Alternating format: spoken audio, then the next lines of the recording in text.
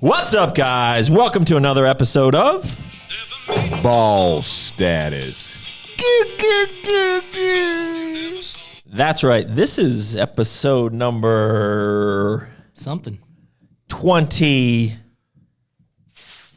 You really know? I think we were on 23 and we got another one to post, 24. This is 25. Let's just sync it. Anyways, However, can we call it a reboot, episode 1? Okay. No, because then it just gets confused. Our playlists get all over the place. So this is the podcast where we talk about the business of health and the health of business.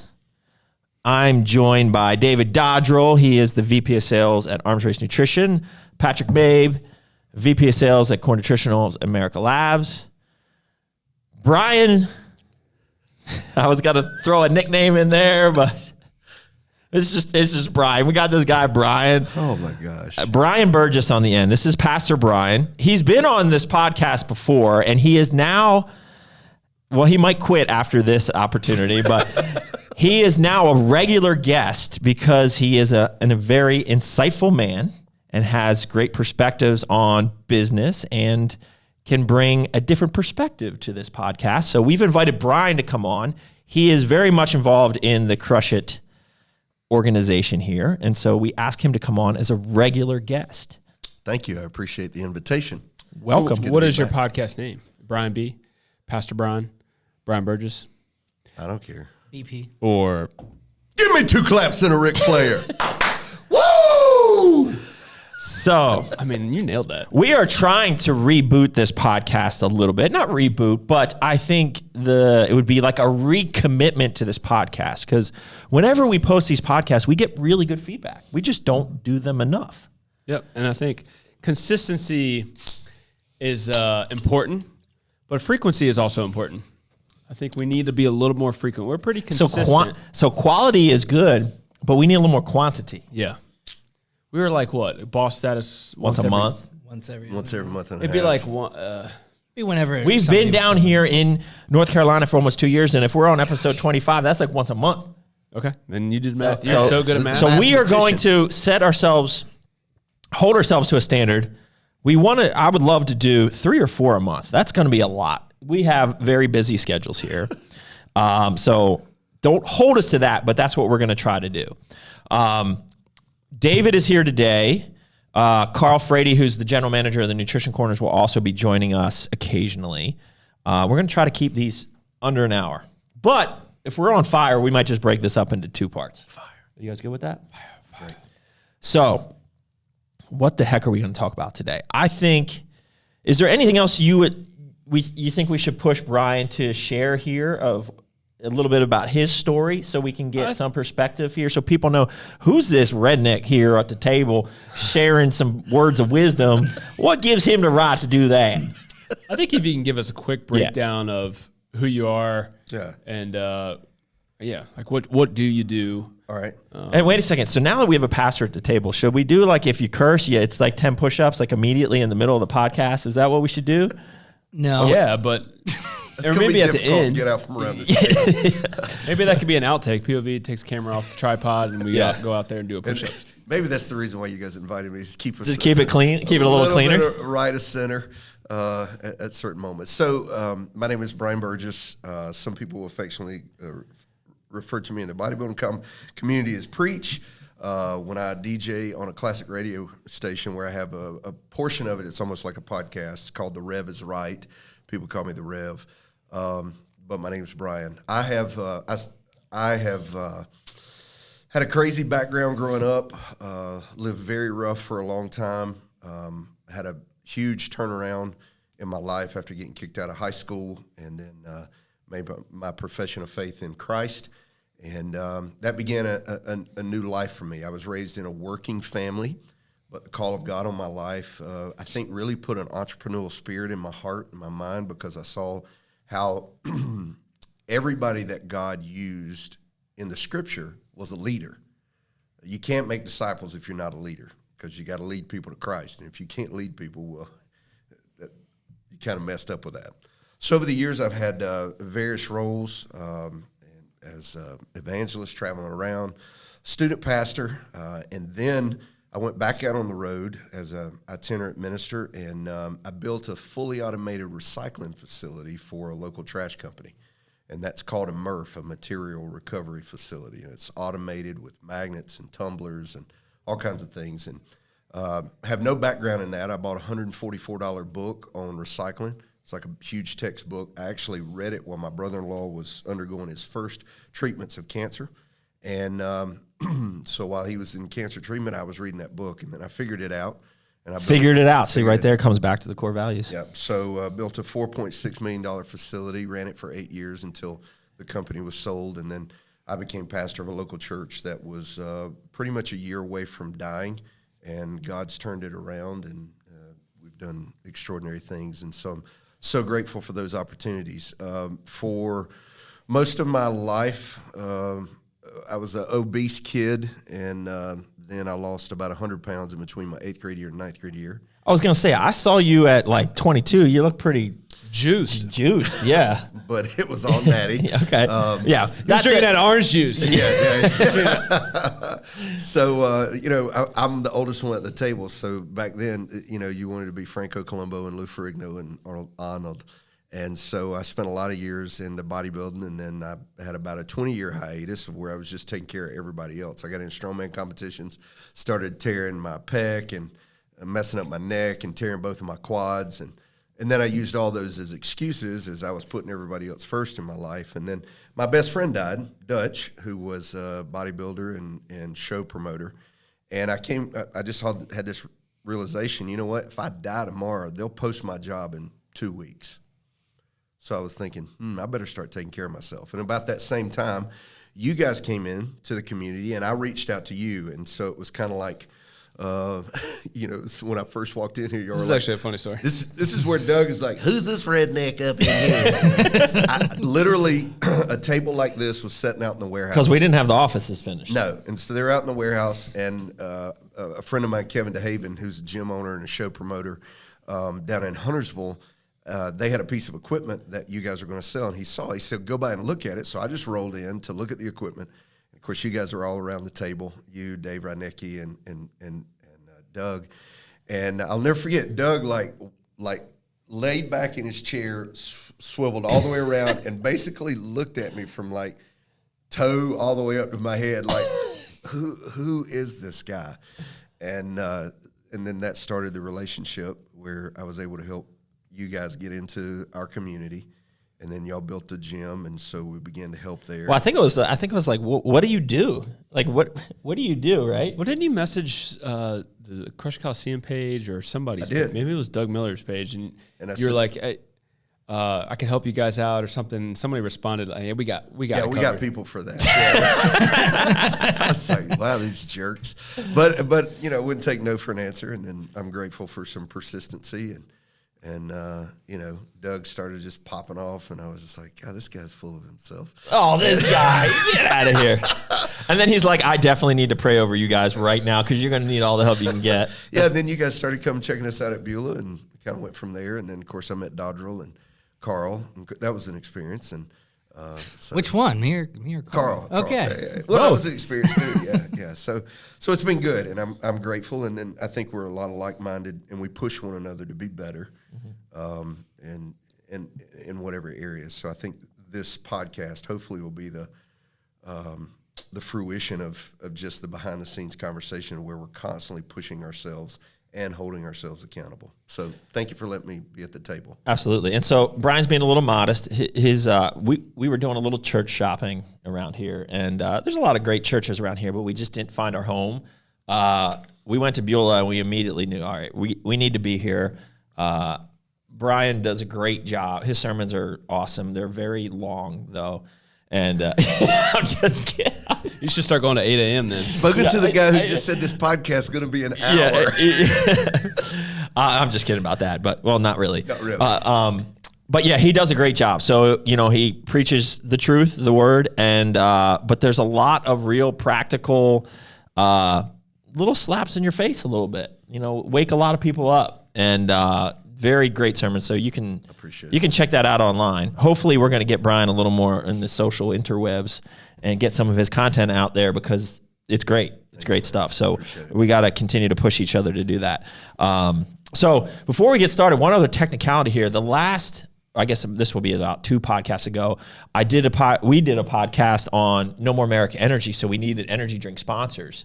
So the first one to come through, everyone's drinking something different today.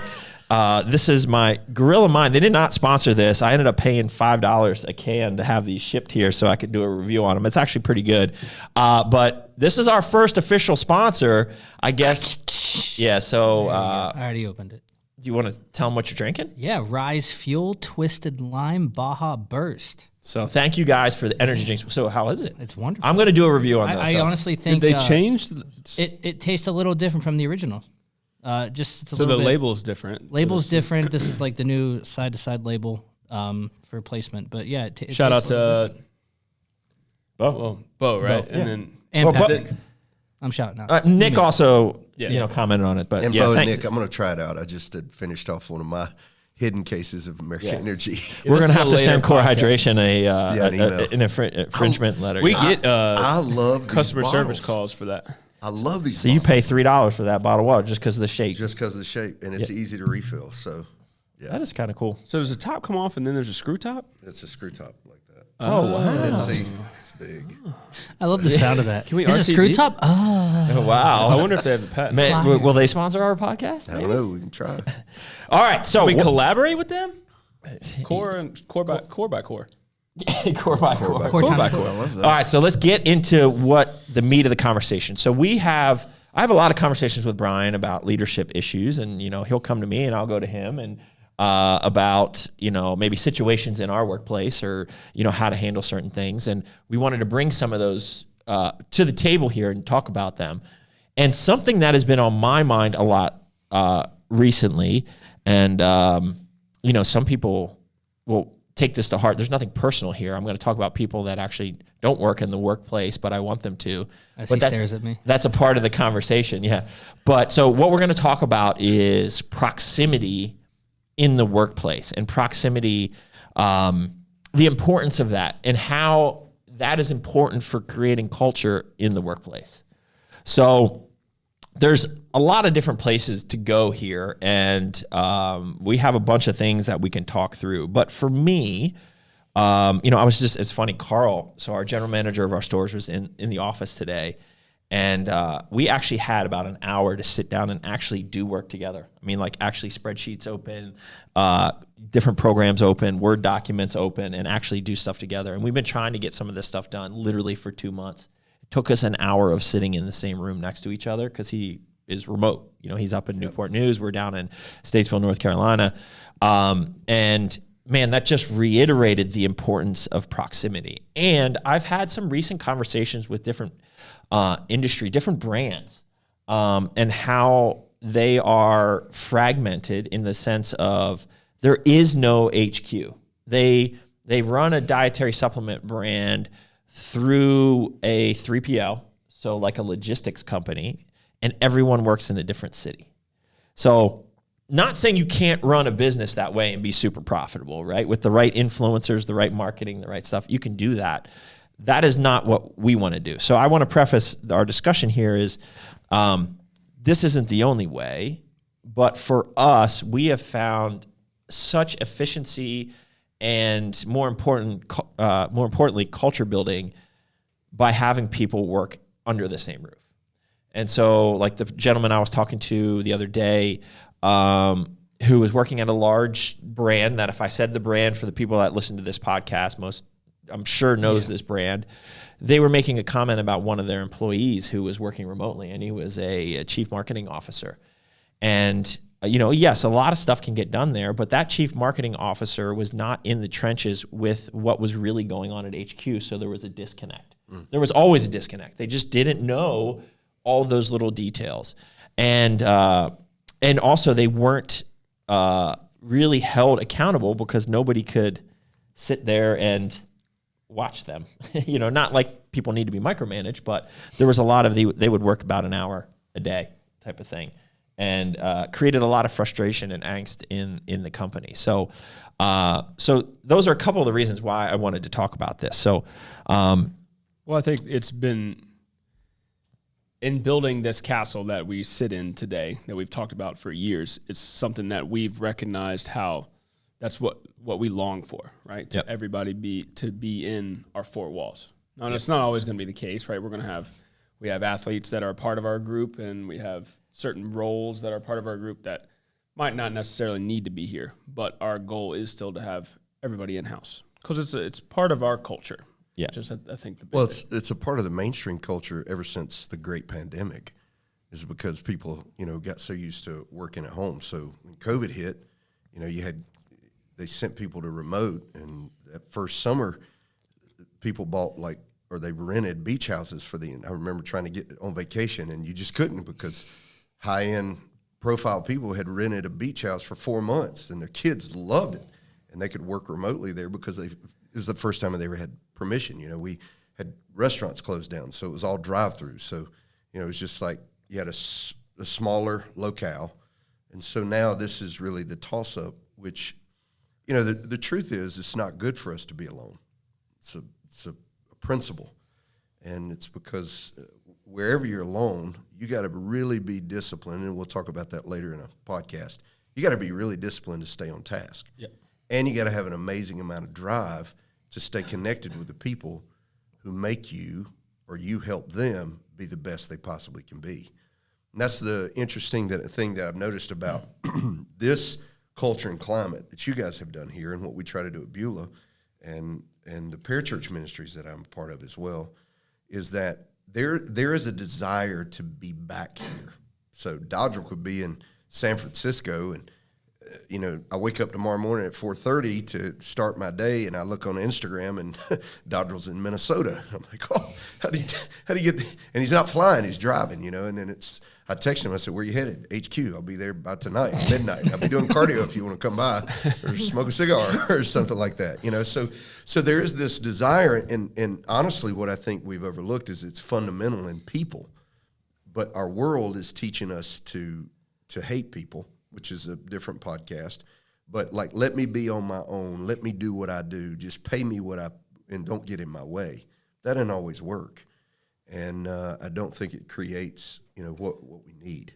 Well, so we always ask everyone to do 5 different jobs, or at least do the job of 5 people, really. This is definitely not a recruiting ad, but well, and for those that are watching, that's the difference between working for just an establishment and working for an entrepreneur. Yeah. And you definitely, Doug, are an entrepreneur. And an entrepreneur, if you're working for one right now and you're kind of like, let me stay in my lane, just let me be good at what I do. And there are people like that, and there's no criticism of that at all. But when you work for an entrepreneur has a mindset that whatever they had to do, I live by a principle. Whatever you want to do determines what you got to do. Whatever you want to do determines what you got to do. And if you don't want to do anything, you don't have to do anything. Just don't complain when you ain't got nothing. Now, that's the redneck in me, okay? Well, Carl would love to have this conversation, because he has this conversation a lot with some of the people, right? At the store. And so an entrepreneur is constantly, they know the hard work that they had to put in. Now, they may be the highest paid dude, but there's a reason they're the highest paid, or they're the reason they're the owner, or the CFO, or the COO. But when they hire people, they also have either a spoken or an unspoken, hopefully it's a spoken expectation that this is not just a one-trick Willie, or this is not just a one-trick pony job. A one-trick Willie? Yeah, that was I threw that one in there for Carl. Okay. All right. Like Doug said, we expect you to do 5 different things or do the job of 5 different people, which also goes with our core concept is collect the gold dust. And so, and the other thing, it can create frenzy, but it also makes sure you're not wasting time. And I think that's our biggest struggle without proximity in the workplace is how do you keep things accountable? Well, so that's one of the, so because we make people do, this microphone is killing me here, because we make people do so many different jobs, it's really important that they're together, because there are so many different job responsibilities here. And some people say it might not be efficient to have the sales guy and the marketing guy sitting at the same table. But because there's so much stuff going on and everyone does have their hand in everything, it makes it that much more important to be together. Yep. And so, like, you know, it's the fact that there is, you know, I mean, there's a couple salespeople here, but, you know, because we work in such a small team, you know, that's just more need for communication, right? Like there just is. And so sitting next to somebody and solving a problem immediately is just something that happens when you're in the same building, in the same room. Oh, yeah. And so, like, we will always strive for that. So right now, the struggle that we have, well, it's not a struggle. I mean, well, I guess it is a struggle. So, like, our chief marketing officer, Justin, integral part of our firm, and he knows this, and he's in the process of moving down.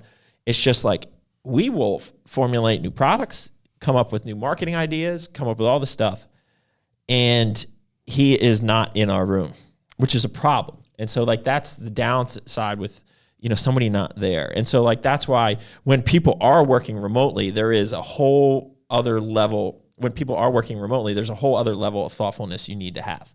Because a lot of times, you know, we don't want to stop what we're doing in that train of thought to be like, oh, let's zoom in Justin in this call. Right? So that makes it really difficult for us. And at the same time, you know, there's just a disconnect there sometimes because so much stuff goes. It's a really fast-paced environment. And on the side of the remote person, they can feel like slighted or like totally. But it's like, nothing personal. It's literally, and I've had that conversation with Justin, and you know, I'm sure he's going to watch this podcast, and it's just like, you know, that's like our bad, right, for not looping him into that. But it's just like, how do you stop that train? But I'm curious. So, like, going back to the COVID situation where everybody's kind of forced to go remote and then companies stuck with that, right? And then it now is the new norm. Now that we've expanded into Vitamin Shop and we're working with third parties that support Vitamin Shop, everything's a Zoom call. And so you can tell that these companies are all working remotely. When we had one today, they're all in their own locations. And going to now full circle to what we're talking about is that time, all this creativity and the time that it takes we have to set up another meeting. So we have this idea. Now we have to set up another meeting with somebody else to now communicate that. Now we have to set up another meeting through the Zoom to then come up with action points. Okay, and then tomorrow we'll get to like those action points. It's so inefficient. Next week. So inefficient. You're not getting anything done, you know? And so the efficiency, I think, is like where I'm curious of these companies is like, how is your efficiency since you have gone remote? The work-life balance is probably great. Like your employees are probably super, you know, satisfied for a certain, maybe a point, right? But they might get to a point where they realize, man, I really don't like being alone. Now I'm like struggling with mental disorders, you know, or whatever that is. But the efficiency of everybody working remote, I wonder, I'd love to see some data. Well, so what we do here, which I think works well, and I think sometimes we swing the opposite direction where we can be a distraction to each other, right? So like there is, I'm 100%. There's something in here. I mean, Patrick usually is Mondays the are hard. Constant activity can actually hinder creativity. Well, I will say when Logan's in the office, it's very difficult. Balls. Golly, y'all see that reel the other day I posted? Man, that's gooder than a government check. He calls up Europa rep, man, how does them ribs turn out? And then they have a 20-minute conversation right at the table talking about smoking meat. Like, smoking meat? Yeah, they're just smoking so meat. we have a collaborative work area where a lot of work gets done, but we also have offices for where there's sales calls that need to be happening when I need to just like look at spreadsheets and stuff like that. So I think having those places to go, because what was the quote that you said here? Constant activity can hinder creativity. And that's totally true. And I think there is an argument, especially on the marketing and the creative side. What's that? Yeah. Especially on the marketing and creative side that, you know, switching gears, and especially somebody here who works on multiple brands, and like there is a lot of alone time that you need to really focus on that creative side. Like it's a lot of these creative things, and it's important, but there's just a fine balance, right? And so like I think, but it takes that right kind of person. I think that quote is worthy of 2 claps and a Ric Flair, honestly. Okay, there you go. Is that for you? Give me 2 claps and a Ric Flair. You gotta let me, woo! You gotta let me say it first. Like constant activity destroys creativity. Oh, and then I hit the button. Yeah, and then hit the button. Well, here, how about that? Oh, that's good. Yeah. Yeah. So, but it's the idea of like strike while the iron's hot. And so I see Patrick's frustration because you are a very detailed person and you like sometimes you're a little rigid in your approach. Patrick? So flexibility is there, but when you get But it's a game hard for me plan, to be more flexible. yeah, and I think that's why like your transition as an athlete into more of the tactical game stuff, it goes with that because everything's safety protocol, and I mean you got to have like really intense focus, Yeah. or it could get bad quick. Right. So I think all that emotional and mental energy of schedule plan. If there's not a controller in the room that basically just says this is what everybody's doing, it wears you out. And I think business owners at first patted themselves on the back because they could vacate all these high dollar real estate plans, and they're like, oh, well, computers and cell phones and data plans are way cheaper than brick and mortar. I don't know how you sell that though when you downsize a company. So that's the part they're slapping themselves on. But the creativeness here to be able to have people around the table is you're able to. I mean, you guys function as like bean counters, as well as like artsy fartsy.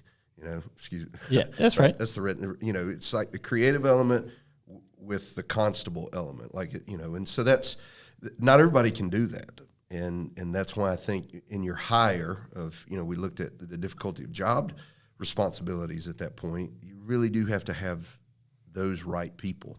Yeah. And that's one thing I've seen with you, Doug, is that sometimes you don't even have a job for them. You just come across the right person and you're just like, oh, I'm hiring them and we'll figure it out. That's usually how we do most of our hiring, which is pretty much a whole other conversation on that. I mean, but that's important.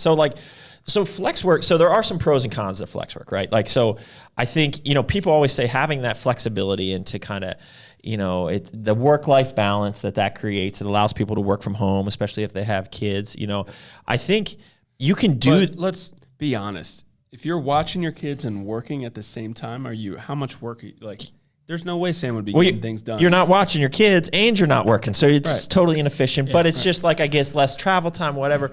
But I guess my point saying is I have just found such a huge benefit. So get everyone on the same bus, and then take them to the same castle, which is this facility, right? All the same buses, get them on track with your ideas and where you want to take the brand. Put them in the same area and let them kind of then steer the bus to see where it goes. By doing that, you're creating an inclusive environment, a culture where everyone feels like they're working together. Somebody said to me the other day, it's like, this is a really weird place to work because there's you and then there's everyone else. And I said, that's exactly right, but it's exactly wrong. I like to think of it as just all of us, but in a sense, that's the same. And that can kind of create a weird environment for somebody who is not used to it. And so the way I like to think of it, and I've had this conversation, is if you're the head of marketing here or you're the head of sales and you need to drive a marketing initiative, guess who's the boss? You're the boss. If you're the sales guy that needs to get stuff done for a sales event that you're doing, you can be the boss, and should feel comfortable driving that project and asking the head of marketing to run your show. Go ahead. You were going to say something. One thing I would like to do with that, though, just for I think our culture specifically, let's switch that word boss to lead. Yeah. You are the lead. Sure. You're the point guard. Yes, and that's the way. Yeah, I mean, I think that's appropriate for how we do it because we don't have bosses, right? And I think if you put people, you do as the customer. That's true. That's true. If you put them all in the same room with the same mission, and then they steer how they want to steer together to get to that mission, right? I think it creates that culture of discipline because everyone is kind of self-regulating. Like everyone's rowing in the same direction. You see one person slacking at that table who's watching Instagram reels all day, you want to slap them upside the head. Oh, yeah. So that doesn't happen.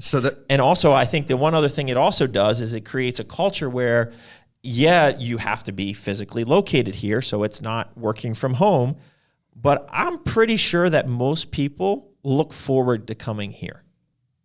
I honestly believe that. I know I look forward to coming here. I love going home too. Well, but I also look forward. I think this is a good opportunity to talk about the importance of a home base, and then I think we wrote down here why it's important for people who work remotely to maintain regular visits and stay connected with home base. Well, I think that's where David. Yeah, the more I think about it, though, it's like I don't really consider myself remote because, like, when I work, I have this thing to where I always, like, I would let Doug down if I'm not working. So I'm always like, I don't really sleep that much. This is probably like a come to Jesus meeting, like, David, you probably need some sleep. Yeah. But, like, I use social media sometimes to prove that I'm working. You know what I mean? Like, I'll use it to where it's like, hey, I'll post consistently where I'm at, live time. I don't take a picture and then post later. I'm posting right in that moment. Like, you know, I'm in a store, you know, I'm visiting. But, like, I'm not really home. Like, you know what I mean? Like, I'm on the road. But at the other side of things, like, I get my culture shock when I come back here to where it's like, hey. It's a shock. Well, it's, you know, I'm alone, I'm on the road, but, like, this is the place where I'm comfortable. I think I was talking to Carl the other day, and it's, you grow up and you always wonder where you find your people. I've been in every single state in America, and even my first year doing this, you're like, well, where am I gonna find my people to fit in, right? Like, where's this big group of people? But the fact is, it was here. Like, you know, we are completely different people, but we have the same culture, we have the same values, we have the same focus. We know what needs done to be disciplined. And that's, like, what I really try to, do every single day. Like, when I wake up, what's my plan? I know at the beginning of the week, Doug's going to text me, what's your schedule? Where are you going? And that's it. Like, you know, he doesn't micromanage me and, you know, what you need to do. But I'm so a part of the culture when I come here that I get rejuvenated of, okay, go back out there next week, do it again, have fun. But then it's like, you know, I always make sure it's structured in a way. But, like, I still wouldn't consider myself remote, realistically. I'm here whenever I possibly can be. I was here Friday, and I was like, you know what, I'm going to come back Monday. But see, that's the thing that's so cool about you, David. And I would say that's the case of all of our team, is that wherever you are, there you are. I mean, in that brand, you are it. I mean, you, not it, but totally, but wherever you are, people they say that about me as a pastor. They're like, Brian, wherever you are, ministry's happening. So it doesn't have to be in a pulpit. It could be in between hack squats, or it could be standing in line at the grocery store. You know, so that's authentic, and that's the culture we've developed here. Yeah, but absolutely. You know the responsibilities. The responsibilities are key, and so it draws you back. You know, the tough part would be, and this, I think these are things that Doug and I talk about with flex time, because I have some people, because of their situations, and at the point of need, I had to hire for this amount of money, but also I can also pay you with flex time because of your certain living situation, is that if the flex people, or the people that are not in proximity, that they are remote, if they ever get jaded, if they ever feel like they're on the outskirts, and that can happen. Yes, definitely. They feel like they have to reintroduce themselves. I was part of a parachurch ministry one time, and I didn't go to the office once a month, and I was on the road and supporting their brand and supporting the whole thing. But with the office staff, and I had been there longer than anybody else, but I always felt like I had to introduce myself. And after a while, because I'm an old man, I was like, I'm sick of introducing myself. Like, show me some respect because I am thinking about this place all the time. I'm just not here in this office complex. Or do I visit it? Now, could I have gone to visit more? You better believe it. But my social media and everything showed that I was grounded here. I think there's one other thing that pops up here is that, and I had this conversation with somebody kind of on a marketing creative side, where it's different than manual labor. Creative thinking and creative leading is a completely different beast. And I think it took me a little while, because I would say that naturally here we have a little bit more of a blue collar work ethic in the sense of certain traits that we value. If we see somebody just really busting their butt, right, at a certain position, packing boxes, very physically demanding job, or somebody setting up a booth at a trade show. I think some of that comes from collect the gold dust. Yeah. Right? Like, yeah, we do everything ourselves a lot of the times because and we really value that because we can physically see that. It took me a little while. It probably wasn't until about 5 years ago that I realized, okay, there are really different positions and different roles. So like this was in a creative position, and it's just like, just because that person might not put in the long physical hours of setting up a trade show booth, his job is completely different. And it's not necessarily physically draining, but it's mentally draining to come up with branding ideas or marketing ideas or social media ideas or all this stuff. Yeah.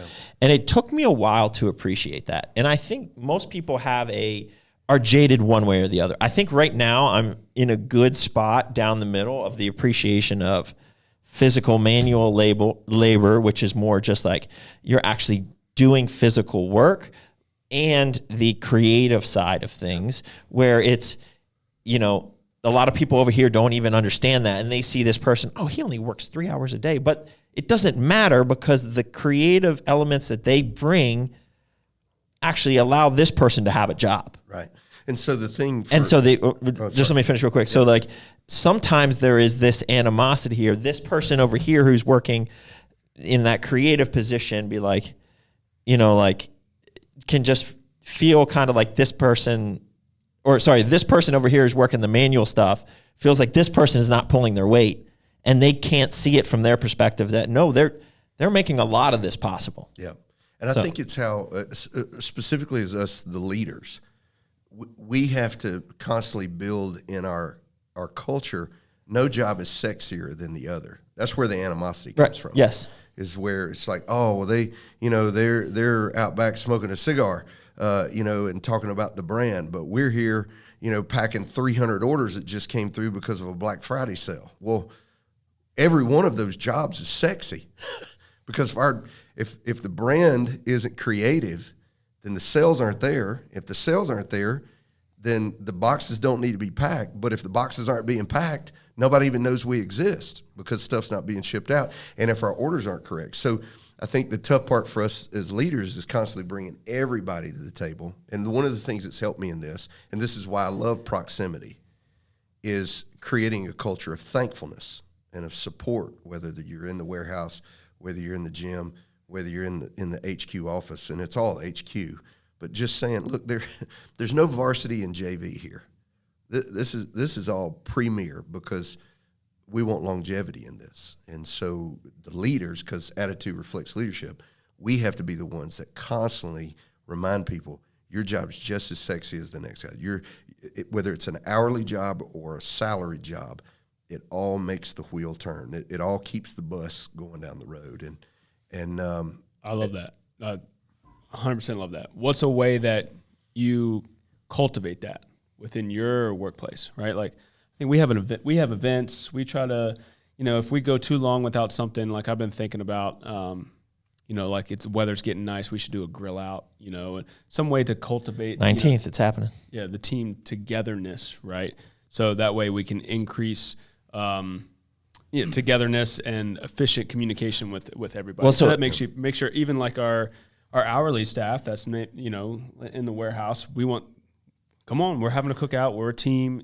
And so it's funny, Carl like our manager meetings have now dwarfed into a 4-hour meeting, a 2-hour workout, and a 4-hour hangout. I'm trying to think of the word, a PG word for it. I was going to say a circle jerk, but that probably need to do push-ups for that one.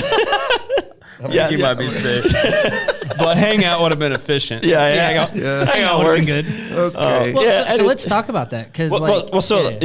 So like Carl will literally have like, you might think it's just hanging out, eating, sitting around a campfire. Method to his madness. Like we smoke cigars and we joke around, we listen to music, but we actually ask very personal questions of each other. And, we call them the level 3 questions. And, the later the night goes, the more deeper the questions become. We level up. Yeah, we level up, as Carl would say. And, he takes that. If somebody leaves early without a valid excuse, he'll pull them aside later on and go like, I don't think you understand how important this is to our culture. And you might not get that right now. But the longer you are here, the more you will appreciate what we're doing here. Because other people don't do it. And it's like, if we're going into battle together, like you need to know your brother and sister next to you. Oh yeah. And so it has created, and now we invite outside vendors to it who can come and like sponsor these hangouts. And a lot of the feedback we get from is pretty, it's kind of crazy, like, because they're like, this, I've never seen this before. But it's so important. And it is so important because we're all proximate to each other, and it continues to build the culture. Yeah. You know, Jim Collins, of course, we've read a lot of his stuff. He said the people interviewed from like the good to great companies that he really influences, they clearly love what they did, but largely they stayed there because they love the people they did it with. And that is huge. And I would say proximity drives that. And I got a little saying reminder for that. But you asked the question, and of course, David, Dodrill, you were going to introduce something. But how do we create that? So Doug gives me a hard time as a pastor. Here we go. Here we go. Pastor acronym. We're going to make Brian, we're going to hold Brian to one pastor acronym every podcast. Here we go. Here we go. Like, I subject myself to this. You just realize you volunteered. Playing penance. But when we talk about proximity, it means nearness. So acronym with near is notice everyone around responsibility. Give me 2 claps and a Ric Flair. Woo! Right? That's how you studied. That's how you learn. No, well, that's right? just that's what happens when you have say it again. High ADD brain and so many thoughts in my head. But notice, so I'm paying attention to everyone, right? So I've got to be near, I've got to be in proximity, everyone around responsibility. So if this is our responsibility, let's say the brand, or we're all trying to get a sponsor, or we're going to create a new formulation, that's the responsibility on top of everything else.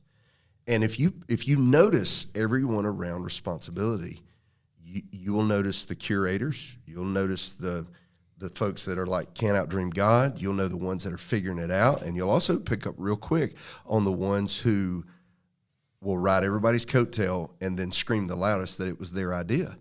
And so it's in that nearness, and that's where in remote, I struggle as a leader, because sometimes because you're remote and it wasn't immediate, I couldn't notice you as quickly around responsibility. And it took me a month to figure out, or 2 months to figure out, we are wasting money and we're wasting time. It has taken too long to do this. And at that point, I got nobody to blame but me, because the buck stops with me. And so I think when it comes to proximity and creating that, and this, watching Carl do that with his nutrition managers and developing that culture, is he watches real quick, and you guys do that here, everybody around responsibility, and who's getting after it, who's not, who's letting stuff fall through the cracks.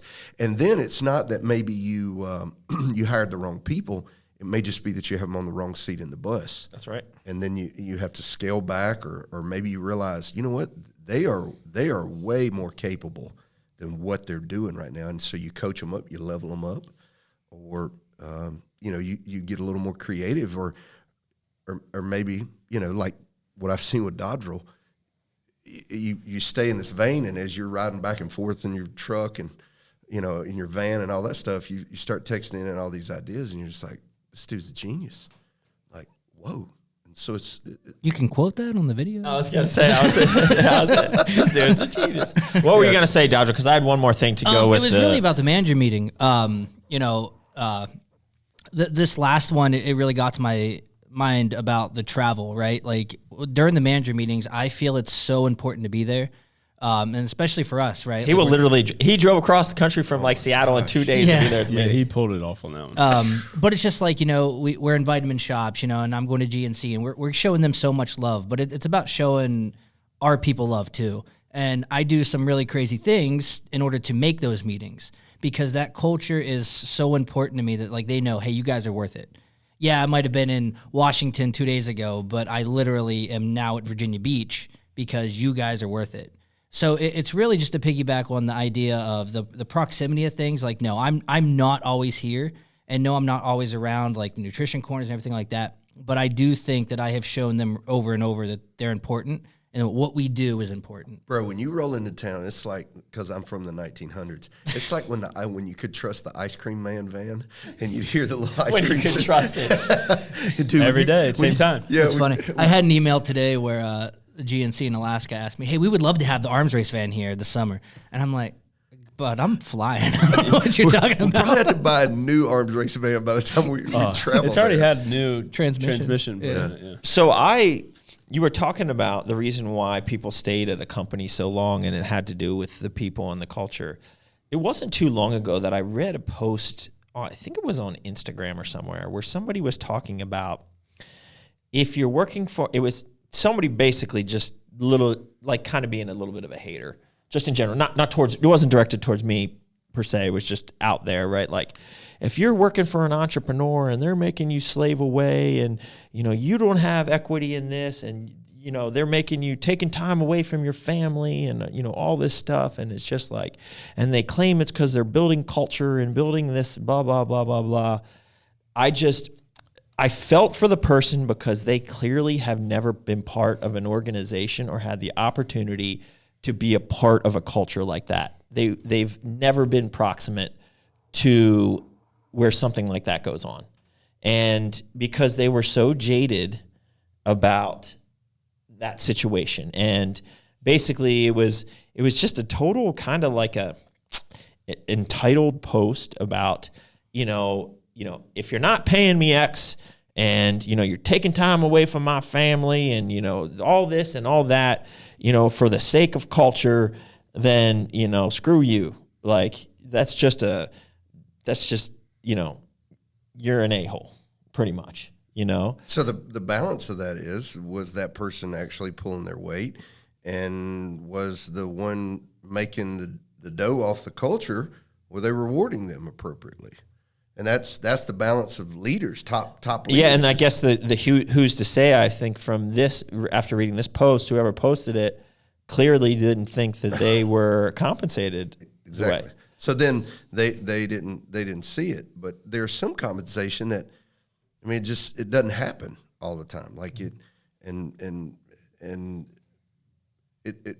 takes longer to build that because the culture that we created. We learned this with America Energy. It's an amazing energy drink, but the culture that we created with it, we got pushback because everybody was afraid of patriotic themes, and we're over here going F-bomb, And so no, people love the F-bomb. It's just the red, white, and blue that's offensive. Yeah, it's just a flag. Yeah, the giant phallic symbol on the fruit cocktail is perfectly okay, but and that's the only brand we've ever done that I can't do an Instagram post on. So to have rewarded everybody grossly in the beginning of that brand that helped us carry cases in and set up displays and do the Arnold, well, it'd have been an even bigger loss because we didn't know where it was going. And so you compensate, appropriately, and you keep the dream and the teamwork there. And so, I think that we're getting on to a completely different topic now. But I think that the thing there that I try to do with everyone here is I'm very transparent. I'm way too transparent, probably, with financials, because. So March was by far our most profitable month ever. If every month is like March, everyone's driving a Lambo. That's I got you. You get what I mean. But there are 11 other months. If you see, we have Lambos. But there are 11 other months, and there is a real practicality of the millions of dollars in inventory sitting there. And if you're growing at X rate, how are you going to pay to keep up with that rate to keep the growth going? And certain opportunities, they might have been there that month, but are we sure they're going to be there the next month? And that's not just in the supplement industry; it's in the church too. It's everywhere. It's in everything. It's everywhere. So I try to make it very clear, and you guys know this. I share more than I should. Sometimes I share stuff that they're like, I don't want to hear that. We lost X amount of money, for this portion of the brand or something like that. They don't want to hear that. But I want them to know that too. Because you are also fighting against what you read, and it kind of cuts you as an entrepreneur. It's like, I want my people informed. I don't want them living in fear. I don't want them on the edge of their seat.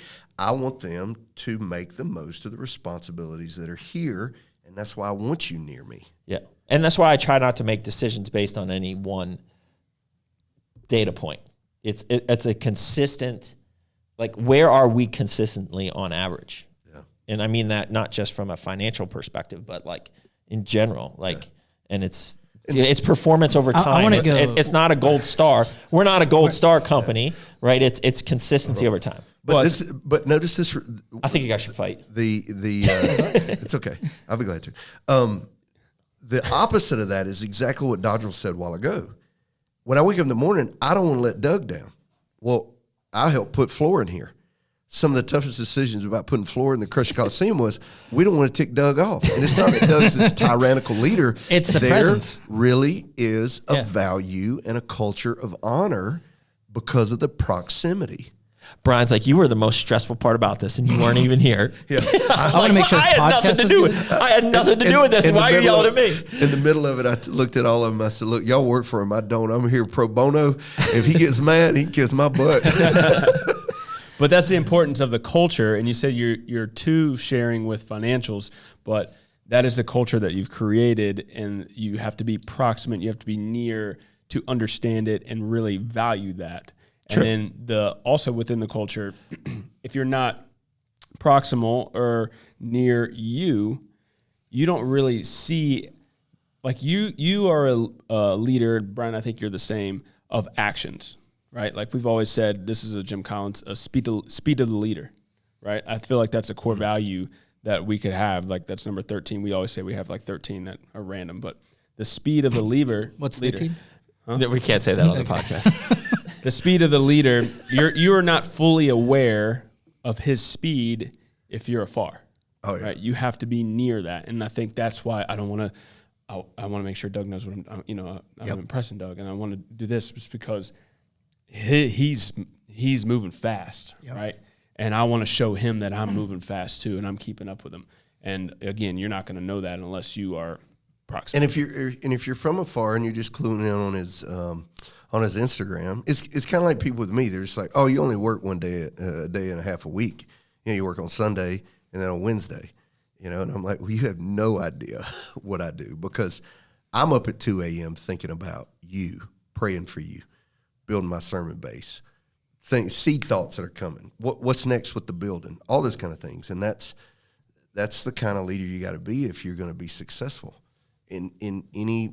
Wherever there is business, that's the kind of leader you got to be. And so, you know, if you just look at, you know, our Instagram page, we're like, oh, he just works out all the time. That's how he's so big. I mean, you know, and what you don't realize is, yeah, he's working out. But about the time the workout's over with, you better get out of the way because he's headed to the shower, and then he's coming, and then he's specific shower. Yeah, very specific shower. Like when I use that shower on the left, I'm like, man, I gotta hurry up. Somebody got in there before me today. I was like, and I was amazed to use a different one. I was like, does that happen? I don't have time today. I don't have time for this. Yeah, but then it's don't just have like, time for this. A while ago, we had a 5-minute conversation in between shoveling down a meal, and then you know, so.